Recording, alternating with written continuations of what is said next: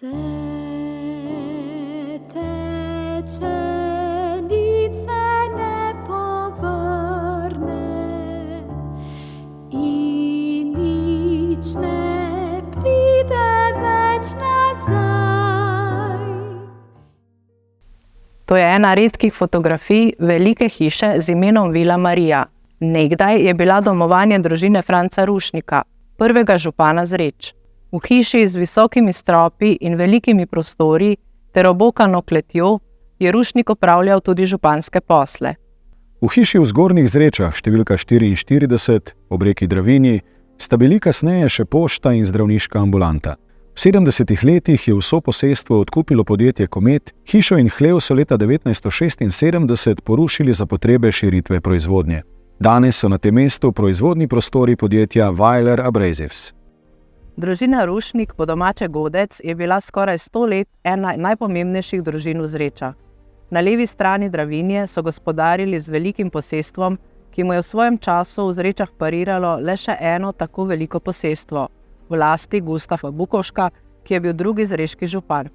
Prvi župan Zreč, Franc Rušnik, rojen 29.10.1801, je bil napreden kmet in vse kaže, da se je ukvarjal s sadjarstvom in s prodajo lesa.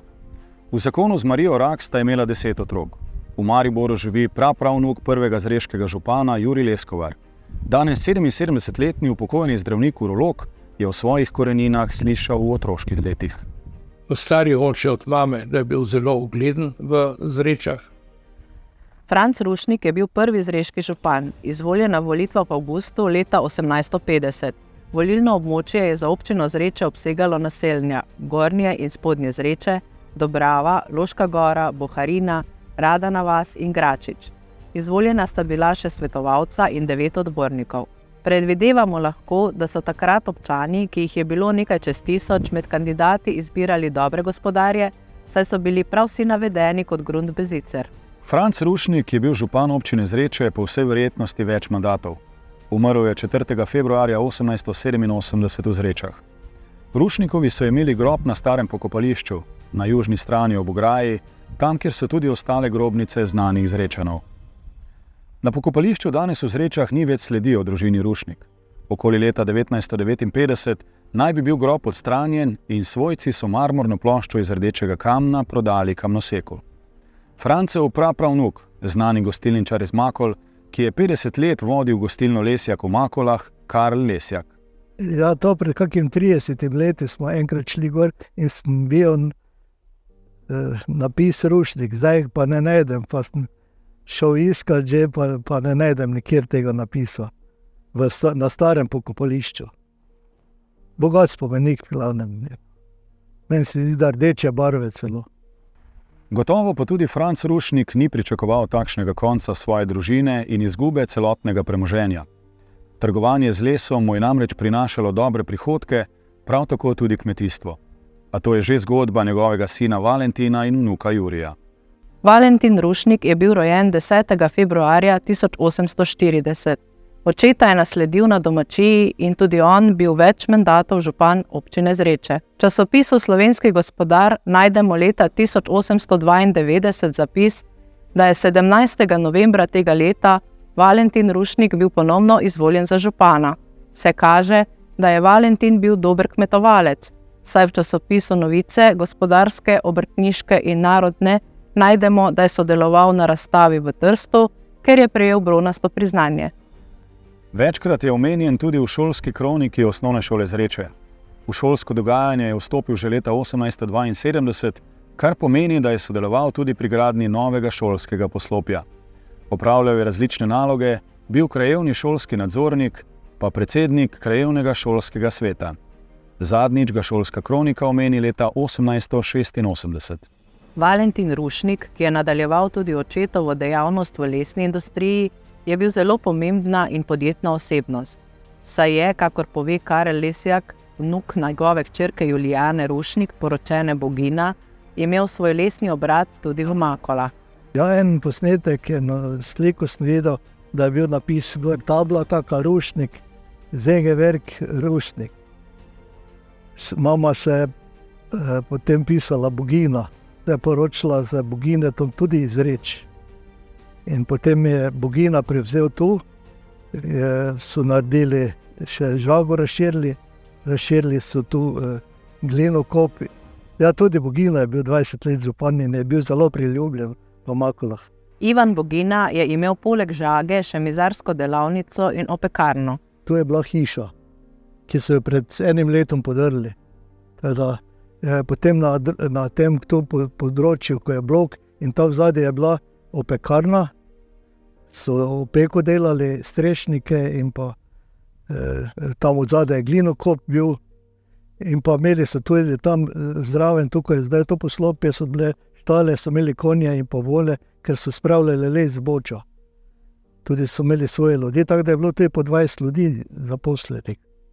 Prav sem k hčerki Julijani se je po izgubi vsega premoženja v Zrečah preselil Valentin Rušnik. V Makolah je živel še 8 let in tukaj umrl v začetku leta 1913. Še prej pa je dobro poročil tudi vse svoje ostale hčere. So pa te hčerke lepo poročene, ena v Makolah, tudi so lepo skrbeli, potem ena je bila v Lovrencu na Pohorju, so lešniki so imeli veliko, pravijo, da rdeči hrib bil pri njihov, potem pa so imeli žago, lesno industrijo zraven, potem moja stara mama je bil tudi lesni trgovec. Potem ena je bila pa v Konjicah poročena Verbnik in od teh je bila ena hčerka poročena z Hrastnikom, ki je bil trgovec z lesom, pa žago imel v Konjicah, to je bilo v tem povojni, po 45. letu Lip Konjice. Za žalosten konec rodbine Rušnik v Zrečah je ključnega pomena ravnanje Valentinovega sina Jurija. Ta se je spustil v tvegane posle brez lastnega denarja, ko je prevzel veliko lesno trgovino. Kakor je zapisal zreški župnik Matija Karba, je to bilo v Bukovini, na območju, ki je danes del Ukrajine. Sin Jurij je nenadoma umrl in družba Puper Komp Brok, pri kateri si je izposodil denar, je tega terjala od poroka, ki pa je bil oče Valentin. V tistem času prehodu stoletja je v Sloveniji bila epidemija tuberkuloze in so tudi v tej družini začeli umirati en za drugim. Menda prvi Franc umrl zaradi tuberkuloze, potem brat Jurij. So rekli, da je v tistem času prišel tudi v Slovenijo. Zakaj je moral Valentin izplačati poroštvo za Jurija? On je imel nakopičen les, on je s kreditom, ti vedno itak poslujejo s krediti, in on je s krediti kupil tam velike količine lesa, tako so rekli, in da to so prodali, banka prodala, verjetno pod ceno, tako da to ni bilo pokrito. In je tudi posilstvo prišlo, pravijo pa, da je tukaj bila tudi strani te banke Popr, da je bila goljufija in sicer so takrat menice podpisali bjanko, da ni bil vsota napisana gori in tile pravijo, da bi naj pripisali še eno ničlo, In to se človek tega ni mogel obraniti in je vsota bila s tem, da je bila 10-krat večja, ni bilo nikjer kritja, in je potem posilstvo propadlo. Leta 1904 je tako bilo razprodano Rušnikovo posestvo in ker je Valentin ostal brez vsega, je odšel v Makole k svoji hčeri Julijani. V Makolah in tam tudi umrl, po 11 letih. To je bilo 100 let družine Rušnik. Za njimi je v Zrečah ostal le bled spomin. Vse teče, vse se spreminja. Vse teče, nic se ne povrne in nič ne pride več nazaj. Na ozemlju sedanje občine Zreče pa so bile v takratni državi, Avstrijskem cesarstvu, leta 1850 poleg občine Zreče ustanovljene še občina Stranice, občina Skomarje, občina Padeški Vrh in občina Sveta Kunigunda. Prve volitve v prvi sestav občinskega sveta so bile v avgustu, datum ni znan, in takrat so v vseh teh občinah dobili prve župane in občinske odbornike. To so bili prvi začetki lokalne samouprave. Naloge in pristojnosti teh prvih občin so bile raznolike, od skrbi za prebivalstvo do izvedbe volitev. 6 imen županov so doslej odkrili dokumenti za občino Stranice. Med njimi je tudi ime Ivana Bukoška. 3 generacije Bukovškov, dedek Ladislav, sin Aleksander in vnuk Rok, ki še vedno živi na spodnjih Stranicah, vedo še marsikaj o svojem predniku. In smo našli potem tega mojega pradeda, gospoda Johana Bukoška. Tako da mi je bilo zelo, zelo zanimivo, no, da na kak način, odkot praktično mi izhajamo. Zvedeli smo potem kasneje tudi, da je bila to Pergarjeva domačija ena izmed premožnejših domačij. Takrat je tale gospod Johan prišel iz Brda pri Slovenskih Konjicah na Stranice, kupil to kmetijo. Na tej kmetiji se je dosti dogajalo. Ogromno ljudi je tukaj opravljalo delo, ogromno ljudi se je preživljalo z izkupičkom te kmetije. Kmetija kot takšna je že v tistih časih bila nekako pri Pergerjih kar napredna in to naprednost so nekako tudi nadaljevali v obdobju mojega očeta v mlajših letih, saj so bili tudi vsi fantje nekako kot dediči tega Johana nadarjeni za tehniko in že v tistih časih nekako izpopolnjevali obstoječi mlinski sistem, že takrat pripravljali določene turbine na vodo in si s tem ustvarjali samostojno električno energijo. Tako da po temu sodeč so nekako res te danosti morali nekako tudi verjetno pridobiti od že v preteklosti kar dosti tudi aktivnega, glede na to, da je tudi služboval kot župan tega svojega očetovega dedija, ne očeta, ampak dedija. Na takratni domačiji Pergerjevi je že nekako bil ustaljen ta mladi dedič, to je bil Korl. In drugi sin Johana. Sin od Johana, starejši sin od Johana, Korl, ki je potem bil užaljen, ker je oče Johan rekel, tako, zdaj boš pa Franc ti birt, tako, da bo to domačijo prevzel. Korl je s tem bil užaljen in je vzel ta denar, pa kredit, pa to Pergerjevo domačijo tako rekoč spufal. Občina Skomarje je bila po površini največja občina. Imela je 1000 prebivalcev. Kdo je bil prvi župan z imenom Peter Johan, se še ne ve natančno. Mogoče pri imenu manjka priimek. Ker identiteta te osebe še ni povsem raziskana, se ustavimo pri županu Francu Drobnetu. Alojz Kotnik se spominja, da mu je njegova mati pripovedovala, da je v mladosti pomagala očetu Francu pri županskih poslih, to je pri pisarniškem delu. Tu sta prišla tu na Zgornjem Jeršču. Tu je bila moja mama, ko je bila od Drobne, Franca, hčerka. On je bil župan pred tisto krat, ko je pa tiste lete so bile. Jaz sem pa edini pol tisti sin, ko še zdaj ostajam tu na Skomarju, na domačiji Zgornjem Jeršču. Pišemo se pa Kotnik. On se je pisal Drobne, Franc, pol je bila pa se oženil Kotnik, Blaž. Tudi zdaj se pa Kotnik pišemo. Zdaj govoriti, kaj da sta prišla? Jaz sem se pa poročila 65. leta, pa v februarja, in sem že zdaj tu čez 55 let. Pravi so bile grozne voni, kjer ne bilo nobenih tisk, niti ni.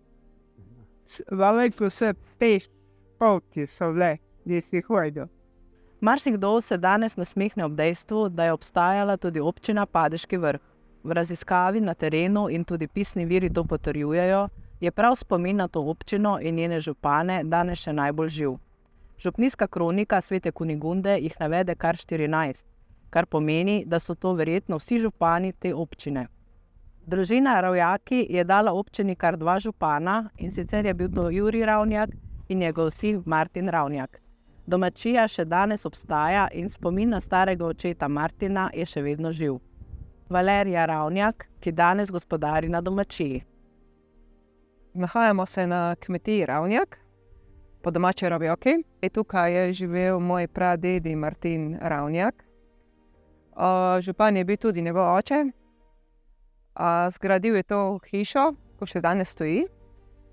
V tej še jaz tudi zdaj prebivam. Bil je velik posestnik in pa tudi bil je zelo dober človek. Zelo radodaren, kar za tiste čase je bilo kar pomembno. Občina Sveta Kunigunda danes sliši na ime Gorenje nad Zrečami. Med župani izstopa Jurij Potnik s kar 5 mandati. Njegov zakon z ženo Jožefo ni bil rodoviten v smislu potomstva in to jo je zelo bremenilo. Tako sta v vasi postavila kapelo, posvečeno sveti družini, ki še danes stoji.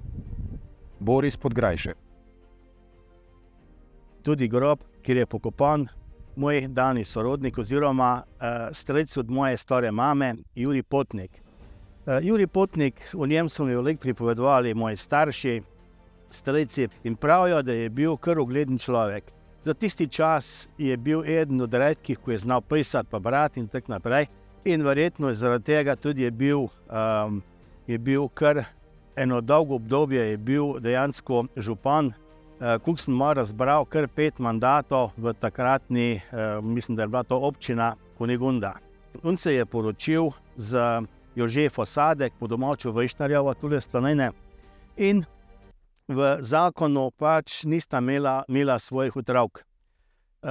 Ker sta pač si tega strašno želila, sta verjetno v ta namen tudi postavila v vasi kapelo, ki je posvečena sveti družini.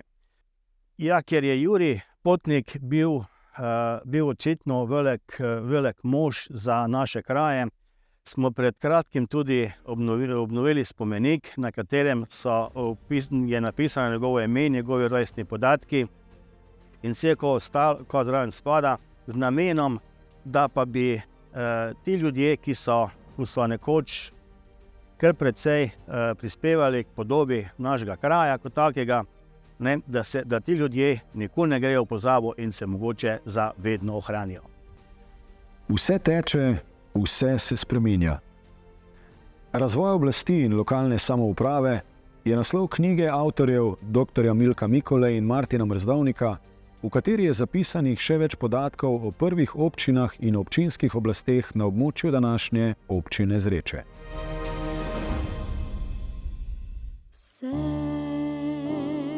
teče, nice ne povrne in nič ne pride več nazaj.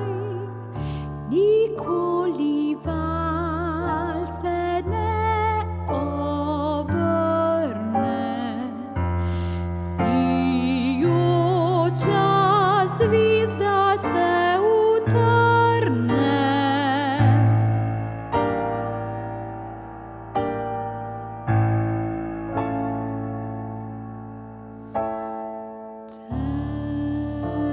Temi